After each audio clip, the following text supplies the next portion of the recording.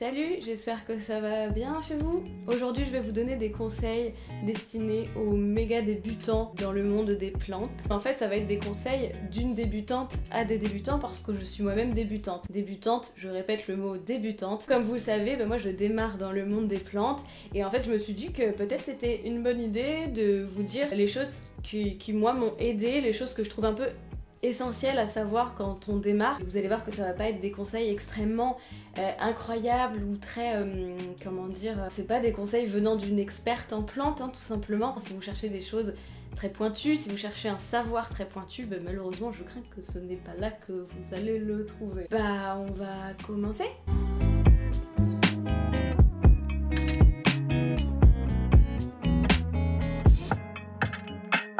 Premier conseil, mon premier tips, c'est d'acheter ses plantes en bon état. Alors ça paraît un peu idiot dit comme ça paraît un peu naïf, mais en fait ça l'est pas tant que ça parce que je sais que moi c'était pas un truc que je savais forcément. En fait je pensais qu'une plante qu'on achète, elle va forcément bien puisqu'elle est en vente.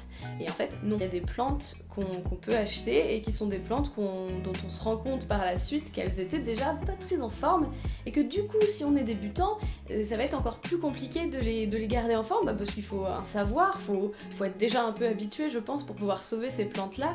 Et c'est vrai que quand on débute, on débute tout simplement et c'est un peu compliqué de gérer avec des plantes qui sont déjà un peu je vais pas très bien. Donc quand on va acheter ces plantes, peu importe l'endroit où on les achète, on les observe, on les inspecte, on voit si elles ont pas des taches un peu suspectes, on voit si elles ont pas des feuilles trop abîmées, on regarde si elles sont en train de faire des nouvelles feuilles, on regarde si elles ont pas des petits acariens, des trucs comme ça. Voilà, on les observe bien sous tous les angles et on choisit la plante qui a l'air le plus en forme. Je le redis, je pense qu'il faut plutôt éviter les plantes qui viennent de jardinerie, type Jardiland, Truffaut peut-être, Villa Verde, je ne sais pas, je connais pas tant de noms de jardinerie que ça. Parce que j'ai l'impression, en tout cas de mon expérience, que c'est des plantes qui sont justement un peu toujours pas très en forme, on dirait qu'elles ont pas été très bien traitées avant d'arriver là, et au final on sait pas trop ce qu'on va rapporter à la maison, d'autant plus qu'elles sont en général quand même assez chères, elles ont quand même un prix, et du coup c'est pas forcément le meilleur, la meilleure idée. Vous allez me dire, mais oui, mais alors je les achète où mes plantes, moi? Déjà, il y a les petits fleuristes de quartier, comme on dit, qui peuvent être pas mal. Les plantes, ils sont moins chères en général. Mais surtout, il y a cette formidable chose qu'on appelle les ventes de plantes. Les ventes de plantes, je saurais pas trop vous en parler parce qu'au final, je me suis pas giga renseignée. Youtubeuse en carton, vous pouvez aller faire vos recherches de votre côté si vous voulez. Pour résumer, ce sont des ventes de plantes, tout simplement, qui se passent assez régulièrement dans les grandes villes. Enfin, moi, j'habite à Nantes, en tout cas. Il y en a, depuis que je suis là, il y en a quand même régulièrement. Et en fait, voilà, on se retrouve dans un endroit, il y a énormément de plantes à vendre qui sont des plantes peu chères. Il y a quand même pas mal de choix différents, pas mal de variétés de plantes différentes. Elles sont en général en bonne forme, alors je dis pas qu'il faut pas les inspecter, il faut quand même bien choisir sa plante, mais bon, de mon expérience, elles sont quand même plutôt ok. Il y a souvent des ateliers rempotage directement dans les ventes de plantes, donc c'est plutôt chouette si on est débutant justement, qu'on sait pas trop faire. Au moins là, il y a l'avantage d'avoir quelqu'un qui sait faire et qui nous montre en direct, on peut poser des questions, donc c'est quand même plutôt pratique. Je sais pas, je trouve que c'est assez cool comme ambiance, qu'il y ait plein de monde comme ça qui se retrouve pour acheter des plantes. C'est vrai que c'est un truc que j'aurais pas imaginé en fait, et je trouve que c'est assez fun comme truc à faire. On est content quand on sort de là et qu'on a ces petites plantes et on en a pour pas trop cher et c'est vraiment cool. Et ensuite là je vais vous parler des objets basiques à avoir quand on veut commencer à s'occuper des plantes et à essayer d'en prendre soin un maximum. Encore une fois ça paraît un peu bête parce que oui, quelqu'un qui est expert en plantes évidemment il va voir ce que je vais dire et il va se dire oui, évidemment, c'est d'une logique ce que tu dis, c'est d'une logique. En fait, moi je sais que j'ai commencé il y a pas longtemps et au début il y a des choses je ne savais pas. Je ne savais pas qu'il fallait avoir un sécateur, je ne savais pas qu'il fallait vaporiser les plantes. Donc le basique du basique, bien sûr, c'est un arrosoir. Bon, ça je pense pour le coup que quand même, si vous débutez dans les plantes, quand même vous étiez au courant qu'il fallait un arrosoir pour arroser ces plantes, voilà. Ensuite, je vous conseille d'acheter des pots en terre cuite. Ça, c'est un truc que voilà, j'ai beaucoup appris récemment. Les plantes, de manière générale, préfèrent être dans des pots en terre cuite plutôt que des pots en plastique. Il faut des pots percés, absolument. Encore une fois, c'est un conseil qui paraît bête, mais en fait, quand on ne le sait pas, on ne le sait pas, tout simplement. Il faut bien que quelqu'un nous l'apprenne. Il faut des pots percés, tout simplement, parce que quand on arrose, l'eau a besoin de s'évacuer. Il faut que l'eau, en fait, s'en aille. L'eau, elle doit pas rester à l'intérieur, sinon ça va tout simplement faire pourrir les racines parce qu'elles vont être totalement noyées, hein, tout simplement, comme un humain finalement. Des pots en terre cuite, c'est quand même le mieux pour les plantes. Alors ça dépend des plantes, il y a des plantes qui seront quand même très bien dans les pots en plastique. En vrai, vous faites ce que vous voulez. Si vos plantes se portent bien dans des pots en plastique, gardez des pots en plastique. Mais c'est vrai qu'on dit, et moi je le constate aussi, que elles se sentent un peu mieux dans un pot en terre cuite, même pour l'évaporation de l'eau, tout ça, apparemment ça n'est que bénéfique. Mais vous faites ce que vous voulez. Et l'erreur que pas mal de débutants peuvent faire, et qui n'est pas une erreur si bête au final, mais vous voyez dans les commerces, il y a à vendre ce qu'on appelle des cache-pots, c'est des pots assez jolis, et en fait ça c'est pas des pots de fleurs. Et moi je le pensais aussi avant, je me souviens quand j'avais été acheter mon premier pot de fleurs, je ne savais pas comment ça marchait, j'avais acheté un cache-pot, et ce que je pensais être un pot de fleurs en final, je mets la plante dedans et tout va bien. En fait non, parce que tout simplement il n'y a pas de trou. Ce que vous pouvez faire c'est acheter des cache-pots et faire des trous vous-même à la perceuse, faut être un peu bricolo mais c'est possible. Mais voilà, les cache-pots ils servent uniquement justement à habiller les pots en plastique qui sont en général un peu moches, voire les pots en terre cuite, même si les pots en terre cuite je trouve que ça a son charme au final, donc pas forcément besoin de cache-pot pour ça. Un autre truc un peu essentiel à avoir, c'est les billes d'argile. Encore une fois, moi, quand je me suis plongée dans ce monde-là des plantes, je savais pas ce que c'était des billes d'argile, je savais pas à quoi ça servait. En fait, l'utilité des billes d'argile, c'est ce qui va permettre à l'eau de mieux s'évaporer pour que la plante ait un meilleur drainage, si je dis pas de bêtises. Donc quand on commence dans le monde des plantes, c'est sûr qu'il faut avoir des billes d'argile parce que quand on va rempoter ses plantes, il faut toujours mettre une bille d'argile au fond du pot. Et puis aussi les billes d'argile, ça peut être utile justement quand on manque d'humidité. On prend une coupelle, on met les billes d'argile dedans, on met de l'eau dessus et quand l'eau va s'évaporer, justement ça va créer de l'humidité qui va faire beaucoup de bien aux plantes. Donc c'est quand même un essentiel. Beaucoup de plantes qu'on achète, et en fait c'est beaucoup de plantes un peu, comment dire, exotiques, mais j'aime pas trop ce mot, mais je sais pas comment dire, en tout cas c'est des plantes qui viennent souvent de milieux très très humides et donc qui ont besoin d'humidité, ce qu'on trouve pas forcément dans nos maisons, surtout en hiver quand il y a le chauffage et en été quand c'est la canicule. Du coup comment on fait pour recréer cet état un peu d'humidité que les plantes adorent? Tout simplement on vient les vaporiser. Il faut avoir des vaporisateurs qu'on vient... Alors moi j'aime bien le faire tous les jours, mais encore une fois ça dépend des gens et ça dépend des plantes, mais c'est vrai que les miennes apprécient que je les vaporise tous les jours, en tout cas elles ne réagissent pas mal à ça, donc je continue. Moi je fais des petits vaporisateurs tout petits, en fait chaque plante a son vaporisateur et voilà, je passe tous les jours leur faire pchit pchit. C'est un rituel en plus que je trouve assez agréable de checker ces plantes tous les jours, de les vaporiser et de voir comment elles vont. C'est chouette. Et je vous conseille d'avoir un sécateur tout simplement parce que c'est quand même assez utile dans la jardinerie. Un sécateur pour couper les feuilles qui sont abîmées, pour couper quand on veut bouturer. Bouturer c'est quand on prélève une partie d'une plante pour la, comment dire, pour la propager, pour qu'elle fasse des racines et que ça donne une autre plante en fait. Et enfin, last but not least, il y a l'outil dont je vous parlais dans ma première vidéo sur les plantes. Alors, je crois que je vais un peu trop teaser le truc parce que dans les commentaires, il y avait quelques personnes qui étaient en mode « Wow, c'est quoi? On veut savoir de quoi tu nous parles !» C'est un outil dont je ne connaissais pas l'existence et quand je l'ai découvert et quand je m'en suis servi, ça a quand même pas mal changé de petites choses, ça m'a quand même pas mal aidé. Cet outil, c'est tout simplement un testeur d'humidité. J'espère que vous n'êtes pas trop déçus. En fait, c'est un testeur d'humidité qui permet de savoir où en est le terreau de la plante. Est-ce qu'il est trempé? Est-ce qu'il est humide? Est-ce qu'il est sec? Et tout simplement, ça aide énormément pour savoir où on en est dans ses arrosages. Moi, quand j'avais pas cet objet, c'est vrai que je galérais beaucoup. Alors, il y a des méthodes pour savoir si ta plante a soif, notamment celle du doigt dans le terreau, mais moi mes doigts sont tout petits et vraiment je mettais mon doigt et j'étais genre c'est sec mais bon ça va pas bien loin quoi. C'est vraiment bizarre les doigts dans le terreau. Et en fait cette technique ne m'aidait pas vraiment dans l'arrosage des plantes et c'est pour ça qu'il y avait certaines plantes que j'ai noyées et certaines plantes qui avaient trop soif et bref c'était un peu galère. Le testeur d'humidité, comment ça fonctionne? C'est tout simple, il faut le planter dans le terreau de sa plante, on attend un peu et puis en fait voilà il y a l'aiguille qui bouge et qui nous indique si la plante enfin si le terreau est sec, humide, trempé. Il faut bien vérifier qu'il soit bien calibré, donc pour ça il faut le mettre dans un verre d'eau et en général s'il dit humide c'est qu'il est bien calibré. Et en fait c'est vraiment un outil qui nous aide pas mal. Alors je dis pas que c'est 100% parfait dans le sens où il peut arriver qu'il y ait certaines plantes par exemple qui demandent vraiment beaucoup d'humidité et si quand on met le testeur la petite aiguille vient au milieu donc c'est à dire que c'est humide, il peut arriver que cette plante ait quand même énormément de besoin en eau et que le fait que le terreau soit simplement humide ça suffise pas et qu'en fait elle est quand même un peu soif.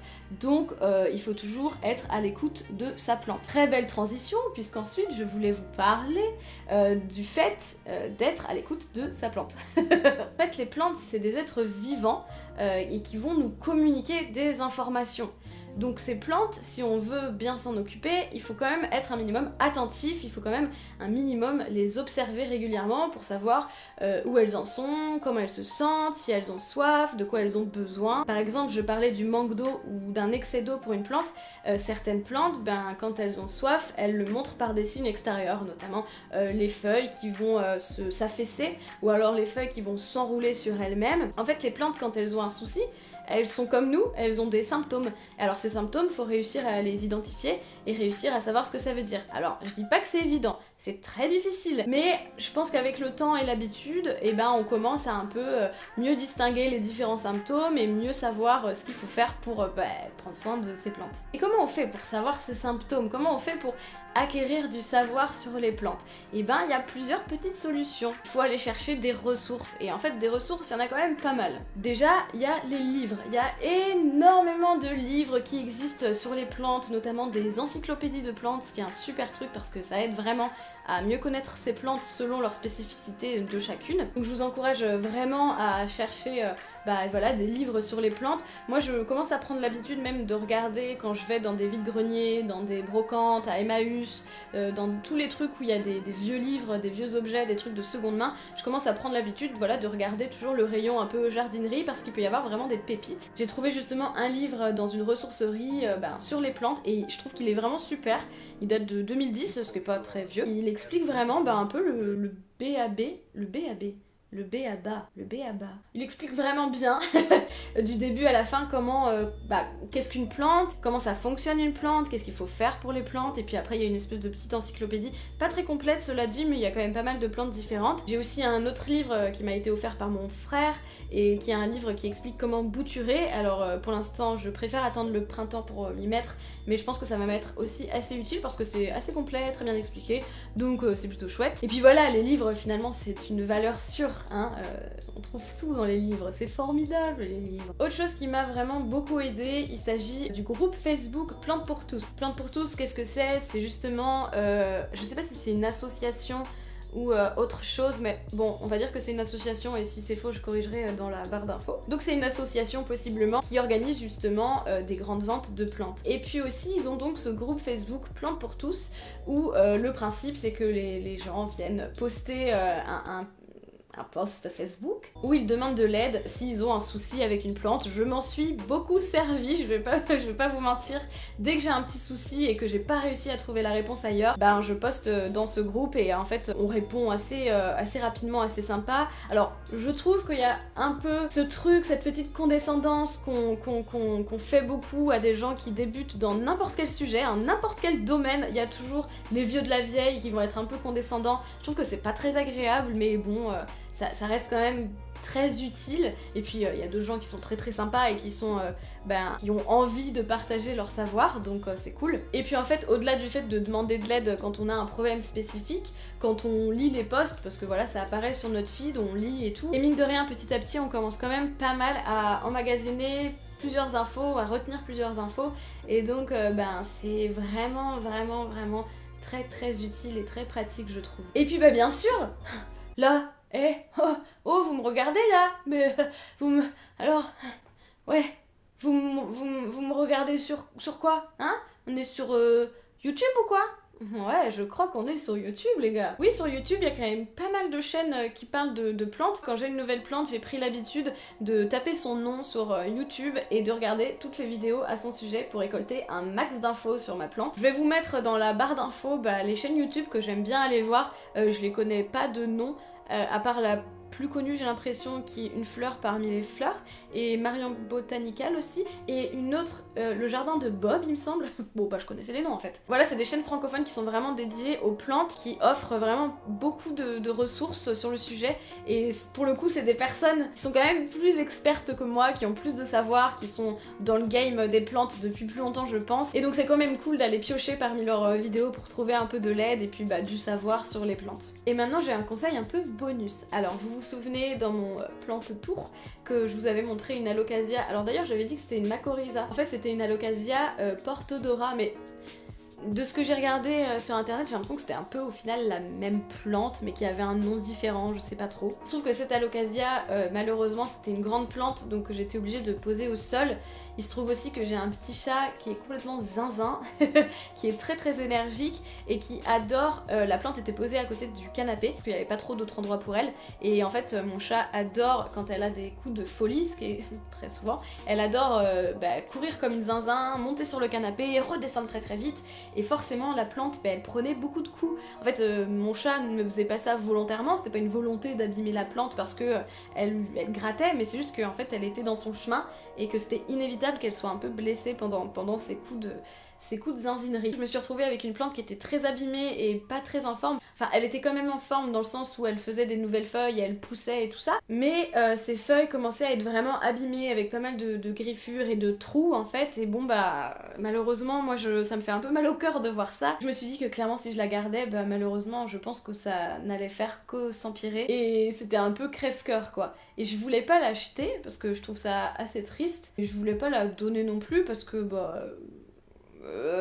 je voulais pas forcément la donner tout de suite, enfin bon, autant la garder si je la donne, enfin je sais pas. Du coup j'ai découvert un truc qui s'appelle le troc de plantes. Au final c'est pas une idée révolutionnaire, hein, c'est assez logique, mais voilà. Et du coup je me suis inscrite dans un groupe Facebook spécifique à ma ville et j'ai posté ma petite annonce pour échanger ma plante contre autre chose. Ça a fonctionné, je suis maintenant propriétaire d'une Calathea Triostar, donc je suis trop contente parce que c'était une plante qui me faisait de l'œil. C'est une plante qui est vraiment très belle, très graphique avec des couleurs. J'ai vraiment très envie d'avoir des plantes très colorées en ce moment, notamment les plantes, je trouve, qui sont les plus belles, qui allient le vert et le rose. C'est un truc de malade, comme c'est beau en fait, enfin c'est fou. Moi je veux pas passer encore pour quelqu'un d'un petit peu trop obsessionnel avec les plantes, mais c'est vrai que bon ben c'est incroyable que ce soit si beau. C'est beau la vie finalement. Donc voilà, la personne est repartie avec mon alocasia et on était toutes les deux contentes. En fait c'est vraiment tout bénef pour tout le monde. Moi je suis très contente d'avoir découvert ce principe. Ça marche sur l'échange, et en fait ça marche aussi beaucoup sur des gens qui ont des boutures. Donc des boutures, encore une fois, c'est des bouts d'une plante qu'on a prélevée et qu'on peut replanter, donc ça fait une nouvelle plante. Je trouve ça génial ce principe. Et donc sur ce genre de groupe, les gens échangent beaucoup bouture contre bouture, et je trouve ça trop cool. Vraiment je trouve ça trop cool, parce que tu peux avoir plein de nouvelles plantes et toi c'est même pas te débarrasser, mais juste tu fais des nouvelles plantes à partir de celles que tu as, en échange t'as des nouvelles plantes. Enfin c'est trop bien comme système, je suis euphorique. Et voilà, je pense que j'ai dit tous les conseils, tips que je voulais partager avec vous. J'espère que ça vous a plu, j'espère que ça vous a été utile, les débutants, les débutantes qui peut-être regardent cette vidéo, qui peut-être ont appris des choses. Et puis on se dit à la prochaine pour une nouvelle vidéo. Salut les copains!